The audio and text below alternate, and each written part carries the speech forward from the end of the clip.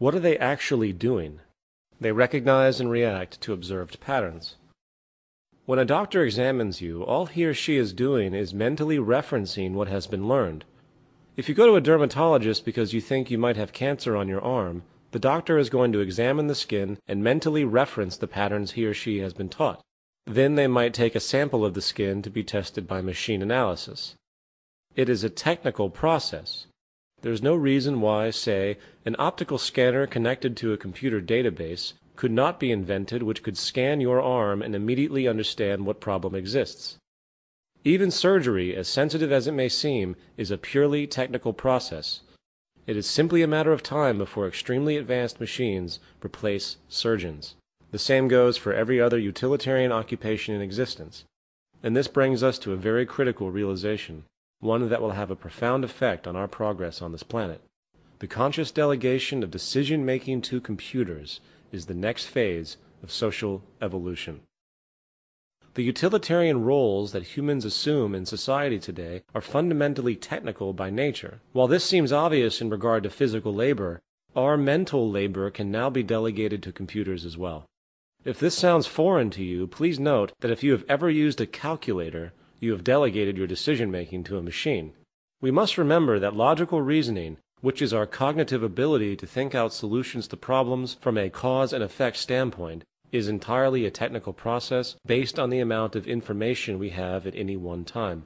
For example, if we have a problem with our car, we would go to a mechanic and he would use his pattern recognition abilities and associative memory to consider the possibilities that might have caused the problem, along with the possibilities for solving the problem based on reasoning. It is an objective, technical process. However, a mechanic's human brain is only capable of a certain amount of memory and intellectual processing power. A modern programmed computer, on the other hand, can store tremendously more data than a human and can consistently and rapidly process information without getting lazy or tired. For instance, let's assume we have programmed a computer with the data set consisting of the car in question. The computer has been programmed to know every component, every weld, and every electronic pathway, etc., of that vehicle. It has also been programmed with the application of physics, so it can relate to the actual cause and effect functionality and operation of the car, not just its parts. When the car is taken in for repair, the mechanic will simply go over to his computer and input a description of the problem. He might input left headlight not working. The computer would then immediately present a list of all relevant issues related to the headlight and then present a series of framed questions to the mechanic which logically attempt to locate the cause of the problem.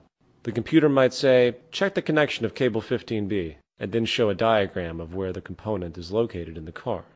If the mechanic finds that isn't the problem, he inputs that new information back into the computer, and the computer goes to the next logical possibility.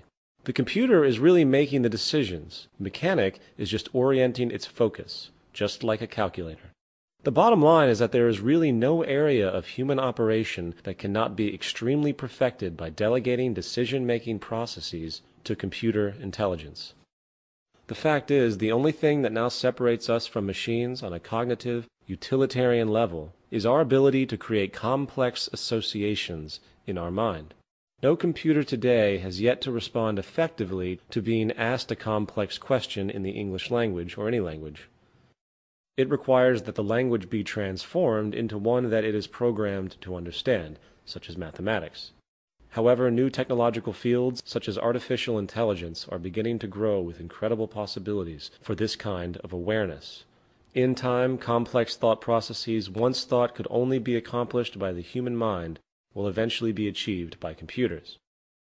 With this understood, we will now describe how this new possibility of delegating labor and decision-making to a multifaceted, highly efficient computerized system is what will constitute the replacement of the institution we know of as traditional government.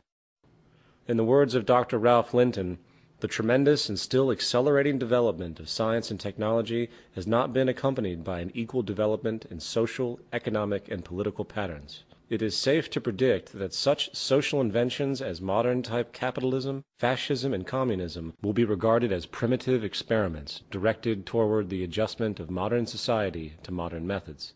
First of all, government as we know it is a byproduct of environmental scarcity. They are really monetary system creations, Sadly, due to the very nature of their power, history is one constant chain of governmental corruption, from the genocidal slaughter of peoples in opposing nations to the deliberate oppression of a country's own people in order to maintain the established order. Now, government decisions today are based on self-interest, just like the corporations.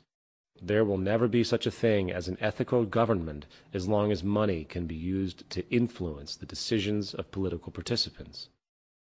When we understand that everything in regard to social organization is a technical process, we then see that there is little reason for traditional opinions in the solving of any problem. If a person reads one page of a book and closes it, he or she can easily have an opinion on that book as a whole. If another reads the whole book, they might also have an opinion. Whose opinion would you value more, the person who read the full book or the person who only read one page? In other words, the more information taken into account in the process of decision-making, the more accurate that decision will be. As discussed earlier, computers can now access trillions of bits of information a second across vast informational databases, and compute output results near the speed of light. The transfer of decision-making to computers is the next phase of social evolution. It greatly reduces human error and removes dangerous biases, subjectivity, and erroneous opinion. Because of the limitations of the sensory and cortical equipment in our body and mind, no one can know everything there is to know in the world. Our senses are limited in range. Our eyes can only see a fraction of the electromagnetic field. Therefore, it is a logical progression that we delegate decision-making to machines, for they do not have these restrictions. Computers used as tools can and will be able to solve problems which humans simply cannot due to our physical and mental limitations. It is no different than a person who uses a pair of glasses to see or a calculator to do math. Glasses are a technological tool, an extension of the human being that helps a person see better than they would normally.